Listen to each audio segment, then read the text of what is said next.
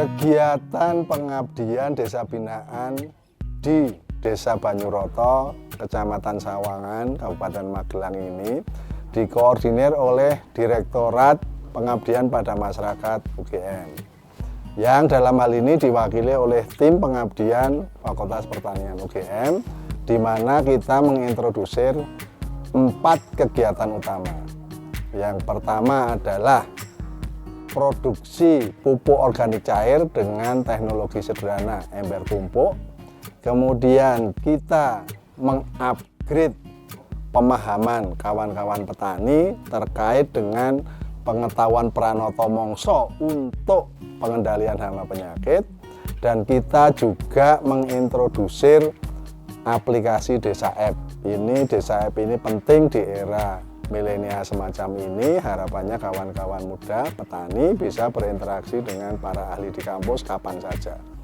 Dan kegiatan yang lain adalah praktek sambung pucuk untuk komoditas avokat. Kita saksikan betapa antusias petani, kawan-kawan petani, kita bisa saksikan dari ekspresi mereka mengikuti penjelasan dari ahlinya, kolega kami, terkait dengan praktek produksi pupuk organik cair dengan teknologi yang sangat sederhana ember tumpuk ini. Jadi harapannya nanti kita bisa memanfaatkan produk dari ember tumpuk ini berupa cairan pupuk organik cair. Pasti kami yakin kawan-kawan petani bisa mempraktekkan untuk memperbaiki budidaya tanaman mereka. Begitupun ketika kita ingatkan tentang pengetahuan para leluhur kita, Pranoto Mongso, yang tadi sudah diuraikan oleh Bapak Triharjoko dalam rangka pengendalian hama dan penyakit. Tentu saja ini terkait pertanyaan-pertanyaan kecil, hal-hal kecil yang harus kita perhatikan. Kapan kita mulai nanam, kita sesuaikan dengan musimnya, itu kita bisa prediksi kira-kira hama apa yang akan muncul, yang akan dominan, dan lain-lain.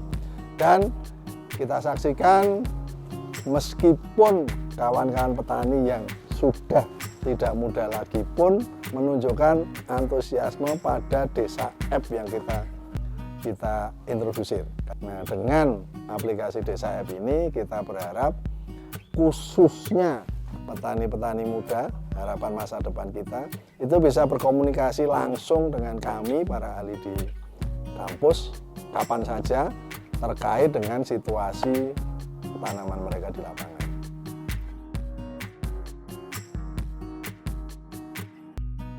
Pada kesempatan kali ini, tim pengabdian kepada masyarakat di Desa Banyuroto dari Fakultas Pertanian melakukan kegiatan pelatihan.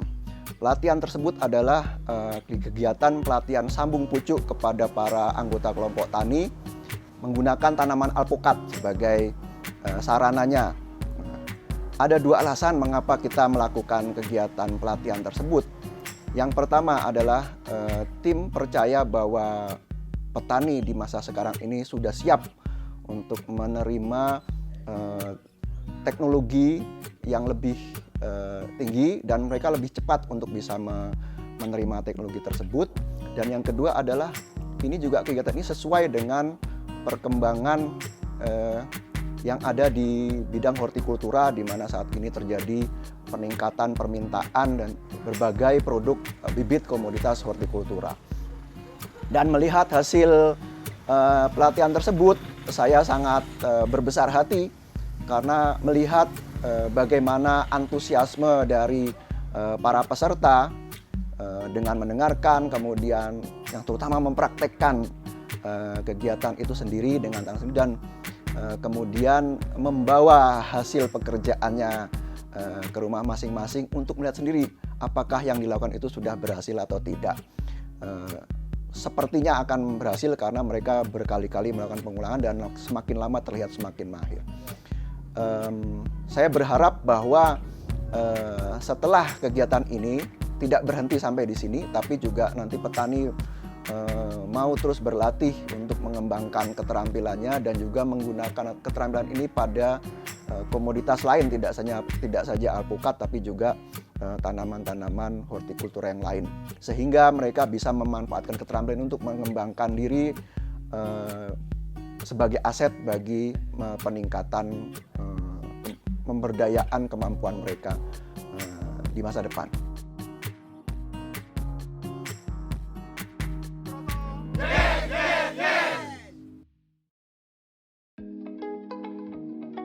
Nanti Pak John dan Pak Bobo nanti akan membantu untuk demo. Setelah lubang permukaan irigasinya cukup, ini baru dimasukkan bor yang dengan irigasi. Ini ternyata permukaannya tidak rata. Semuanya dilubangi, nanti tinggal Jadi prinsip di dalam memanfaatkan ember tumpuk di sini adalah kita itu ingin mengelola limbah sampah organik, khususnya untuk sampah buah yang busuk ataupun sisa-sisa buah konsumsi, juga sayuran yang sekiranya merupakan limbah dari rumah tangga. Nah, di dalam pengelolaan limbah sampah ini juga sekaligus sebenarnya pikirannya itu jangka panjang. Artinya juga bisa mengatasi permasalahan negara di dalam mengelola sampah. Kalau sampah itu dikelola dari masing-masing rumah tangga dengan baik dan dimanfaatkan, nah itu insya Allah nanti negara itu tidak akan terlalu terbebani oleh permasalahan sampah. Nah, di sini sampah organik dimulai dari rumah tangga itu dijadikan sebagai bahan baku untuk pembuatan pupuk organik cair melalui ember tumpuk. Jadi nanti di dalam ember tumpuk ini kita sekaligus bisa menghasilkan 3 produk. Yang pertama nanti ada produk pupuk organik cairnya, kemudian ada produk pupuk organik padatnya, kemudian yang ketiga adalah hasil dari maggot. Nah, maggot ini juga punya potensi ke depan yang juga luar biasa. Bahkan sekarang ini sudah terbukti bisa untuk ekspor.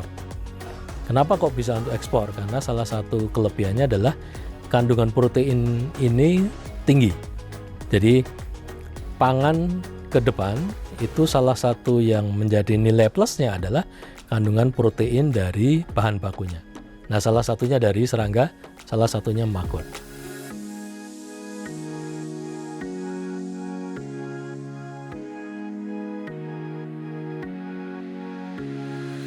Dari ketiga prinsip tadi itu bisa sekaligus dihasilkan dari pengelolaan limbah sampah. Nah, makanya kalau di masing-masing keluarga bisa menghasilkan produk yang ramah lingkungan dan itu semua bisa difungsikan untuk menunjang pertumbuhan tanaman, insya Allah nantinya permasalahan lingkungan terselesaikan, permasalahan yang dihadapi tanaman kaitannya dengan kebutuhan hara juga akan bisa terpenuhi dengan baik. Nah, ini yang menjadikan concern di dalam pendampingan masyarakat dan pemberdayaan masyarakat ini salah satunya adalah pengelolaan limbah berbasis rumah tangga. Sehingga di sini ada inovasi sederhana yang tepat guna yang langsung bisa dimanfaatkan oleh masyarakat. Nah, ini menjadi satu kata kunci bahwa sampah bisa diselesaikan secara sederhana dan bermanfaat. Pemberdayaan ini akan bisa jalan dengan baik kalau masyarakat memiliki pemahaman yang baik tentang kewajiban mengelola sampah dari basis rumah tangga. Nah, sampah ini salah satu bahan baku yang bisa dimanfaatkan untuk pupuk organik. Nah, ini yang menjadikan concern bahwa sampah jangan dimusuhi, tetapi harus diakrabi karena itu bisa mendatangkan manfaat yang besar.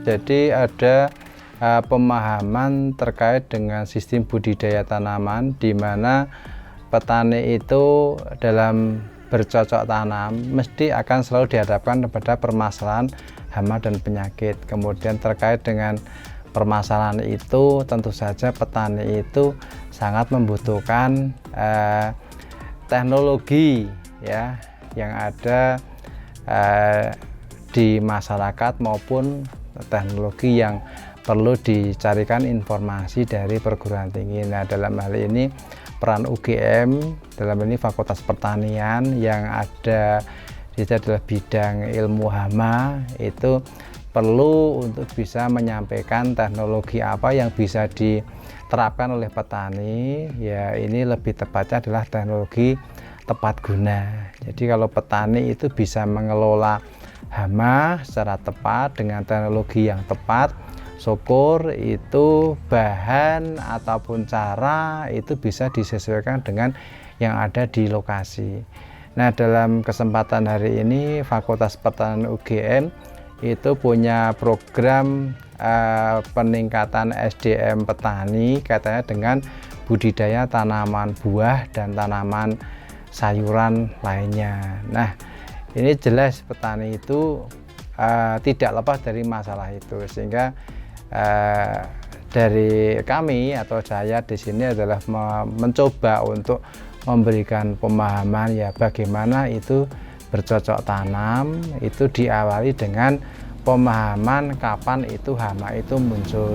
Terus yang kedua itu bagaimana cara mengantisipasi hama supaya tidak menserang. Ya, itu diawali bagaimana itu mensiasati supaya ketika hama ada itu tanaman sudah tumbuh dan tidak bisa dikenali, atau secara alami itu hama terkendali, atau ada namanya upaya petani untuk mencegah kehadiran atau mencegah serangan hama.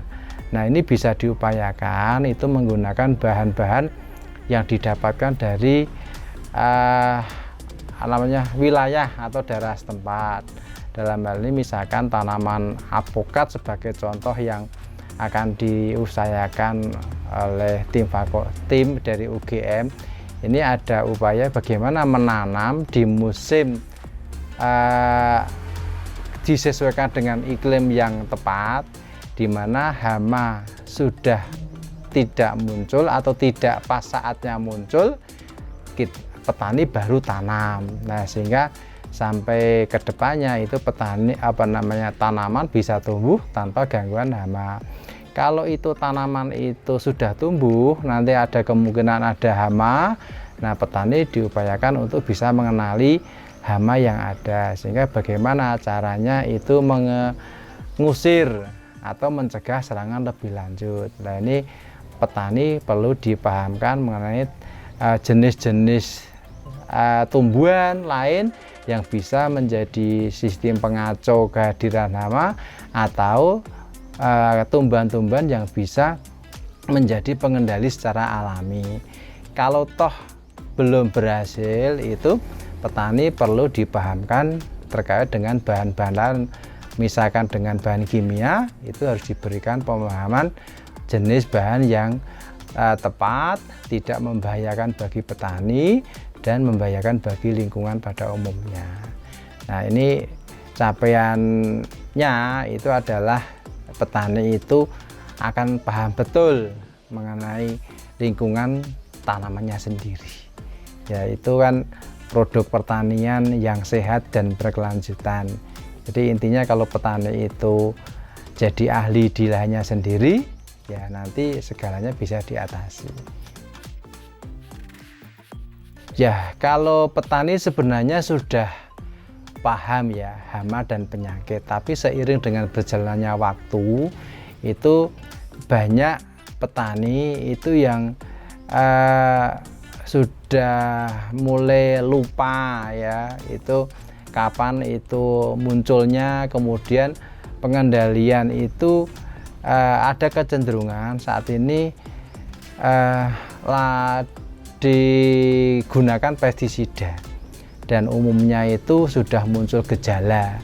Nah, ini yang petani itu banyak lupa bahwa sebenarnya hama itu tidak datang tiap hari atau tiap musim, tapi ada kalendernya, apalagi ini hama tanaman tahunan ya, tanaman alpukat. Kalau di tanaman semusim pun itu saya mencoba ya itu mengingatkan kembali bahwa ada namanya kalender, istilahnya kalau dulu di kalender namanya iklim itu ada namanya pranoto mongso. Itu masih berlaku. Artinya apa? Tanaman hama itu atau penyakit itu hanya muncul pada musim-musim tertentu. Ya, hingga petani perlu diingatkan kembali bahwa tidak mungkin itu hama itu muncul tiap hari, ya itu pas ya. Ada namanya fase kritis tanaman, ya ada di mana artinya ada kesesuaian antara hama atau penyakit dengan tanaman atau inangnya. Nah, itu yang perlu disiasati. Nah, sehingga ada upaya bagaimana tanaman itu bisa dilakukan semacam tambahan ya, tambahan atau dikasih bahan pencegahan. Misalkan kalau untuk mengendalikan hama yang atau penyakit yang tular tanah, maka tanah bisa diolah dengan ditambah mikrobia yang bisa untuk mengendalikan penyakit atau hama tular tanah, dan di satu sisi mikrobia tersebut bisa meningkatkan pertumbuhan tanaman. Jadi itu ada namanya upaya untuk meningkatkan ketahanan ya, yang itu petani yang saat ini perlu dibekali. Ya, sebenarnya hamanya sudah tahu, cuman ilmu atau teknologi yang itu yang perlu diberikan. Nah, ini kan UGM kan atau Fakultas Pertanian kan punya itu, ada namanya teknologi pupuk hayati, ada namanya teknologi pengendalian dengan mikrobia, ya itu yang bisa ditambahkan ya dalam kegiatan ini.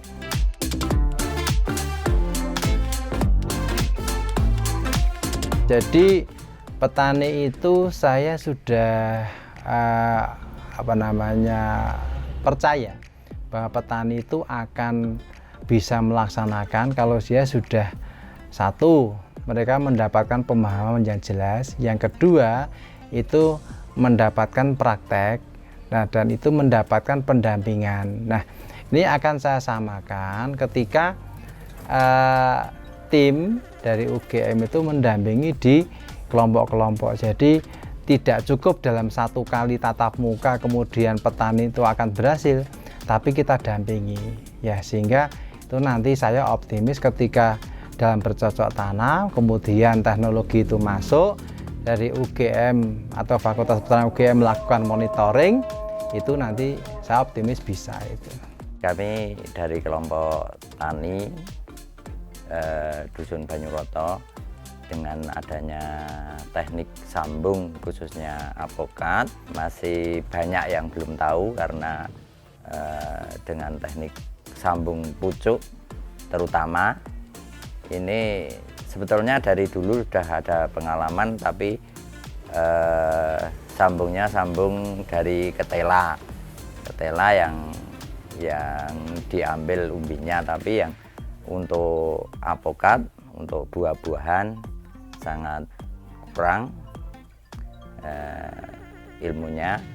Makanya dengan adanya pelatihan untuk teknik sambung pucuk ini, kami dari kelompok maupun dari anggota masih kurang pengalaman dan kurang pengetahuannya. Makanya dengan adanya pelatihan ini sangat bermanfaat sekali, karena sementara ini yang ada di Dusun Banyuroto khususnya apokat itu masih lokal dan buahnya kecil-kecil, dan waktunya untuk panen lama, tidak sepanjang tahun tidak bisa produksi banyak. Makanya dengan adanya sambung pucuk ini, kami dari kelompok tani Dusun Banyuroto sangat berterima kasih kepada tim dari UGM yang telah melatih kami. Ya, terima kasih. Kami atas nama pemerintah desa sekaligus mewakili masyarakat yang ada di Banyuroto ini, terutama di sini masyarakatnya petani dan peternak. Dan di sini kami hanya bisa mengucapkan banyak terima kasih kepada Fakultas Pertanian dari UGM yang dipimpin oleh beliau Bapak Insinyur Supriyanta, karena dengan adanya pelatihan pembuatan pupuk cair organik ini nanti harapan kami nanti bisa membantu masyarakat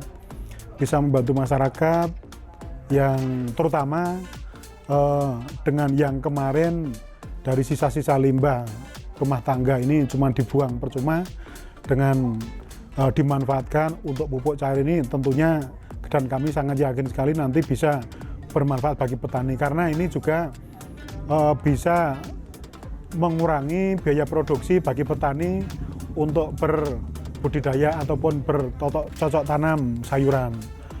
Dengan harapan nanti dengan pemahaman petani ataupun petani bisa mandiri membuat pupuk cair secara mandiri ini, nanti petani nanti bisa menghemat, dan ini nanti tentunya nanti bisa berdaya saing, dalam arti nanti apabila harganya pas lagi rendah, ini nanti petani bisa membuat sendiri, dan itu juga bisa menekan biaya produksi dari petani untuk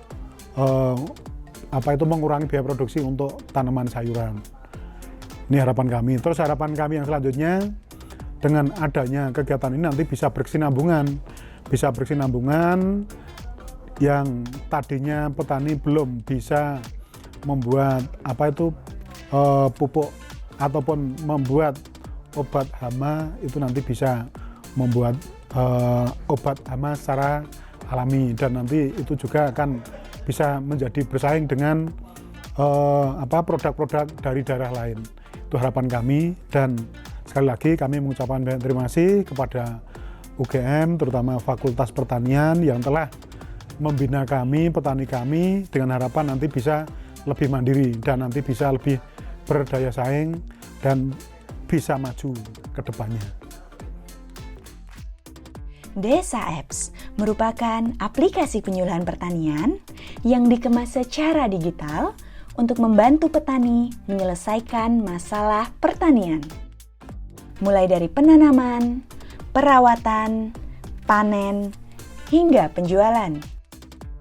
Melalui aplikasi ini, Anda dapat bertanya dan berinteraksi langsung dengan para ahli pertanian.